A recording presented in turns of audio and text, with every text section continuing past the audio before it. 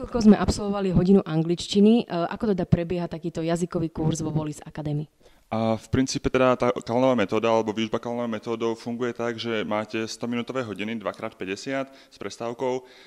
Najskôr sa opakuje minulá hodina, minulá látka, sa preberá nové učivo a potom sa opakuje to nové učivo. Všetko, čo máte, tak to počujete, alebo máte raz ako novú látku, potom ako opakovanie znovu a znovu a znovu. A country, krajina. A country. The country, vidiek. The country. Nation, národ. Nation. Nationality, národnosť. Nationality. Very good. Now the difference between a country and the country is that a country is a nation, like India, Germany, France, etc. Whereas the country is the opposite of the town. Je vidiek.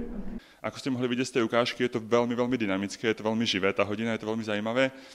Ide nám aj o to, aby ten študent nemal čas nejako prechádzať do slovenčiny a naspäť. Chcem, aby naozaj bol ponorený do toho anglického prostredia a aj preto ja som taký aktívny s tou odpoveďou, tak ju z neho ťahám doslova, aby on nemal čas nejako rozmýšľať po slovensky. Ja chcem, aby on reagoval v angličtine, aby fungoval v angličtine. Môžete povedať, že koľko takýchto kurzov musí ten človek absolvovať, aby vedel v podstate plynule rozprávať, alebo možno teda vyjadrovať sa v anglicku? Ono je celkom ťažké povedať, čo znamená plynule rozprávať a vyjadriť sa v anglicku. A študenti, ktorí začnú na stage 1, v princípe už po nejakých 2-3 mesiacoch naozaj cítia ten veľký rozdiel, vedia rozprávať. Toto je veľké čaro tejto metódy, že vy sem prídete na tú prvú hodinu, neviete vôbec povedať nič a po 10 minútach vy rozprávate s tým lektorom, komunikujete, odpovedáte na otázky, na začiatku veľmi ľahké veci typu čo je toto, to je pero, to nie je pero, to je ceruska, stolička je zelená, modrá, ale postupne stále ťažšie a ťažšie veci. Tá metóda samotná, ona sa snaží modelovať vývoj človeka, ale v tom jazyku.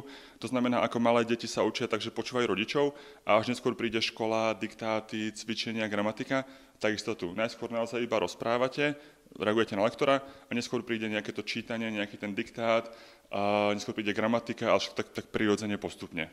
A samotná výučba v tej danej miestnosti, v tej danej skupine, limitovaná minimálne 4 ľudia a maximálne 8, vo výnimočných prípadoch 9 ľudí.